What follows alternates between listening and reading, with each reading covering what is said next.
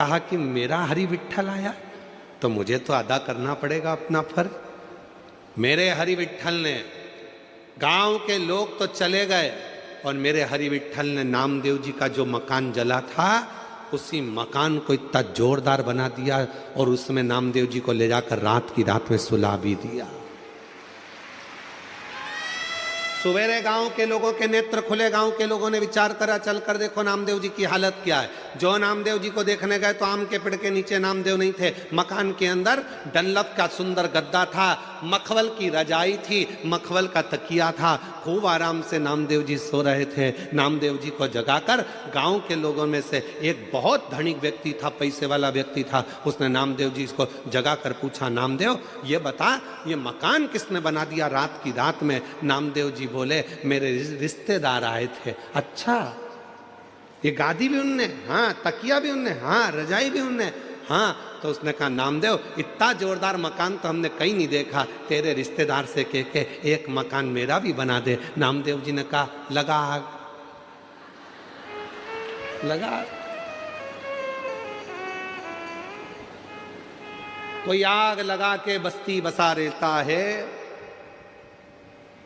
कोई आग लगा के बस्ती बसा लेता है, कोई वीराने में भी दीप जला लेता है। वो श्री हरि विट्ठल के परम भक्त हैं नामदेव, जो हर जगह पर भक्ति के बल पर उस हरि विट्ठल का दर्शन कर लेते हैं। ये उनके ऊपर हरि विट्ठल की कृपा है, दया है।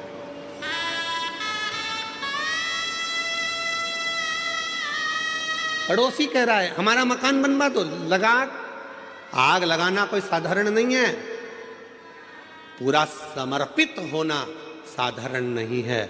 मेरी जीजियों, कई लोग ऐसे हैं संसार में जो 3 बार 4 बार 5 बार पशुपति व्रत कर लिए, 5 बार प्रदोष कर लिया, 4-6 बार सोमवार के व्रत कर लिए, उसके बाद भी शिव जी सुनते नहीं हैं तो उसके मन में आता है बाबा मेरी सुनते नहीं है। क्यों नहीं सुनते? क्योंकि आपका समर्पण पूरा नहीं है। जिस दिन आपका समर्पण पूरा हो जाएगा उस दिन मेरा देव अधिदेव महादेव आपका हो जाएगा। समर्पण कहां पूरा है?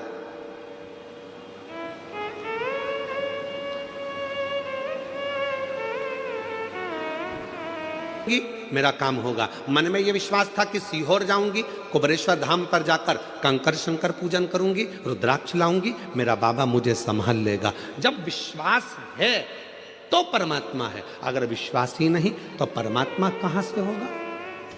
भरोसा ही तो परमात्मा है। इतनी संख्या में आप लोग आए,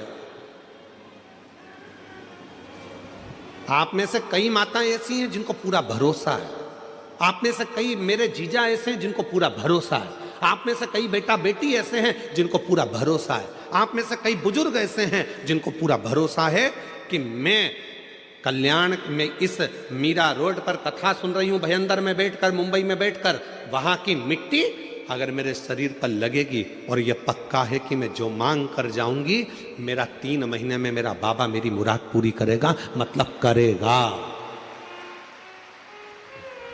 निश्चित करेगा।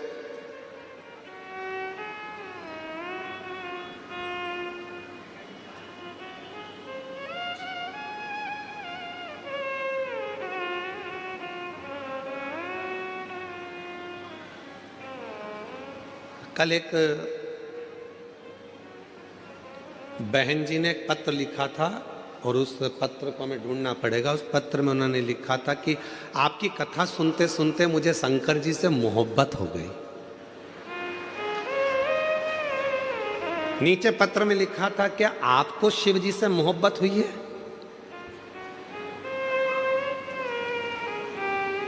प्यार हो जाता है तो बताया नहीं जाता, नहीं तो बाप के जूते पड़ना चालू हो जाते हैं।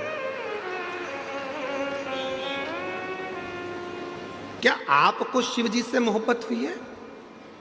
वो माँ ने पत्र में लिखा, आपकी कथा सुनते सुनते मुझे शिव जी से मोहब्बत हो गई। क्या आपको शिव जी से मोहब्बत हुई है? हम कहेंगे हमारा तो पूरा जिगरा शिव में बसता है, मोहब्बत तो बहुत छोटी सी चीज है, पूरा जिगरा। मोहब्बत तो बहुत छोटी सी चीज।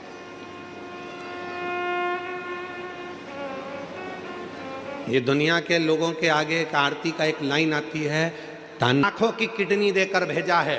दुनिया का जो व्यक्ति कहता है कि मैं गरीब हूं, समझना पक्का झूठ बोलता है। परमात्मा ने किसी को भिखारी बनाकर पैदा नहीं करा, परमात्मा ने करोड़पति बनाकर पैदा करा।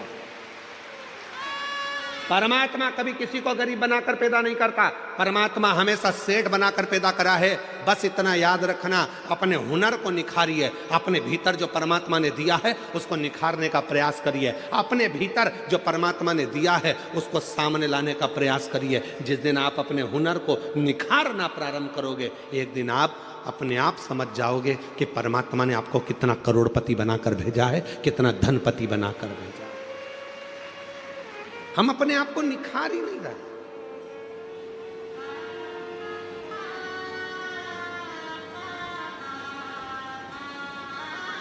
कई माताएं अपने बच्चे से कहती हैं,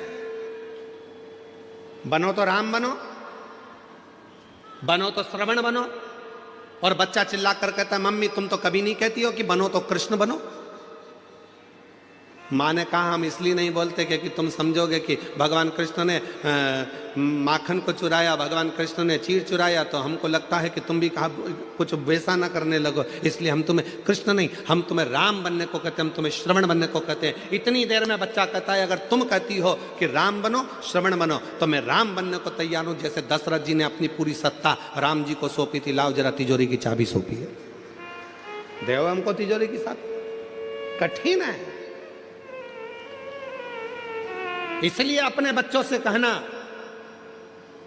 कि बनना तो छत्रपति वीर शिवाजी बनो, बनना तो दुर्गावती बनो, बनना तो झांसी की रानी बनो, और बनना तो बाला साहेब ठाकरे जैसे प्रबल शेर बनो जिसकी गर्जना से पूरा देश गूंजता। रामकृष्ण परमहंस बनो, स्वामी विवेकानंद बनो। बनना है तो अपने जीवन में कुछ अच्छा करने के लिए जागरूकता का प्रभाव परमात्मा ने जो तुमको भेजा है उसको निखारने का प्रयास करिए, उसको निखारो।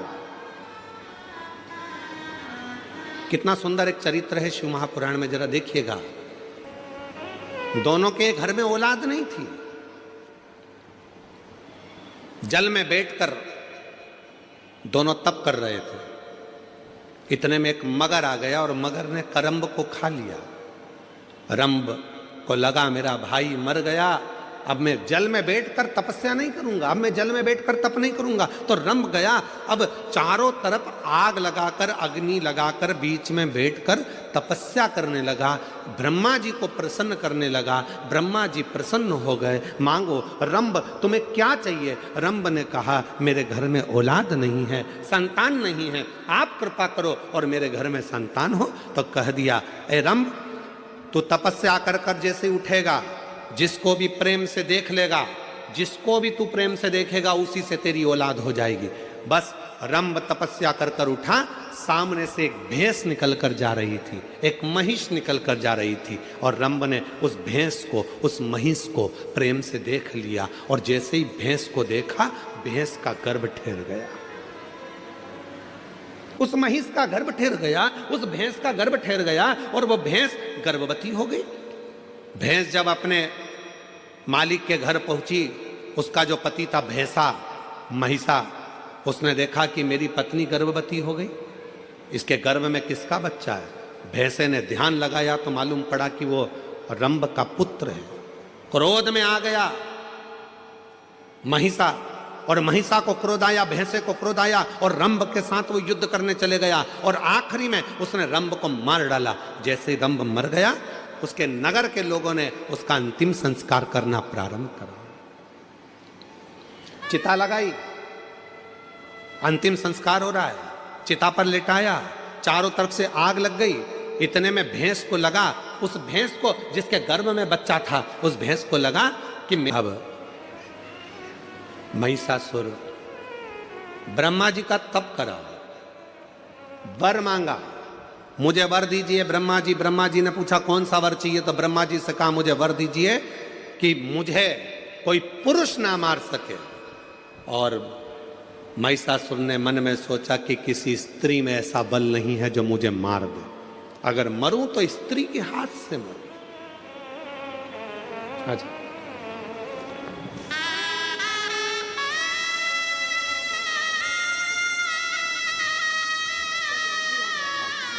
भाई आपको बैठे थे सीए भी बनने की और दूसरे बैठे थे भी अच्छे जॉब की। एक बार खूब उपद्रव मचाया उस महिषासुर ने, बहुत बहुत उपद्रव मचाया। इतना उपद्रव महिषासुर ने मचाया, चारों तरफ हाहाकार मच गई। हर जगह पर लोग घबराने लगे, डरने लगे, भय खाने लगे। इतना भय उत्पन्न होने लगा महिषासुर के कारण कि देवताओं के पास में दौड़ दौड़ कर जाते, प्रार्थना करते, इस महिषासुर को मार दो। ब्रह्मा जी ने कहा ये महिषासुर ऐसे मरने वाला नहीं है, ये मरेगा तो किसी स्त्री के हाथ से मरेगा, इसको देवता नहीं मार सकते, इसको मारेगी तो केवल एक नारी मारेगी। अब देखिए जो कथा चल रही थी वो यहां पर आकर जुड़ी है। आपके अंदर एक भगवान ने ऐसा गुण देकर भेजा है, उस गुण को आपको निखारना, उस गुण को निखारना। कैसे मरेगा? देवताओं से जाकर कहा आप सबकी धर्म पत्नियों को जाकर कहिए कि कोई एक इस महिषासुर को मार दे। इंद्रदेव की पत्नी से कहा क्या तुम मार सकती हो? ब्रह्मा जी ने कहा नारी में बल तब आता है जब वो अपने पति का सम्मान करे, आदर करे, सत्कार करे और नमन करे, ऊंची आवाज में बात ना करे तो नारी के अंदर एक बल बड़ा प्रबल रहता, बड़ा।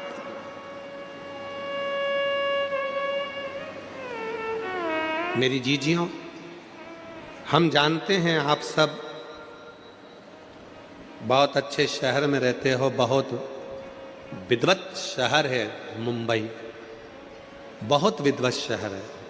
हम सब जानते हैं कि आप लोग बहुत विद्वान भी हैं, पर एक निवेदन आप सब से करेंगे, आप बनो विद्वान मना नहीं है, आप बहुत अच्छे शहर में रह रहे हो, आपकी विद्वत्ता है, फिर भी निवेदन है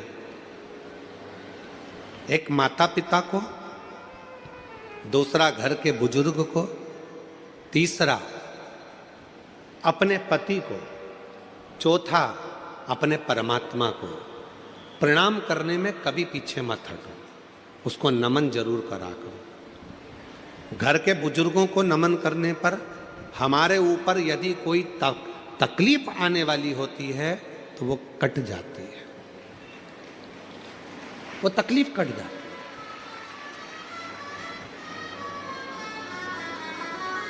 अपने माता पिता को प्रणाम करने में बिल्कुल संकोच मत करो, कोई संकोच नहीं होना चाहिए अपने माँ बाप को प्रणाम करने में।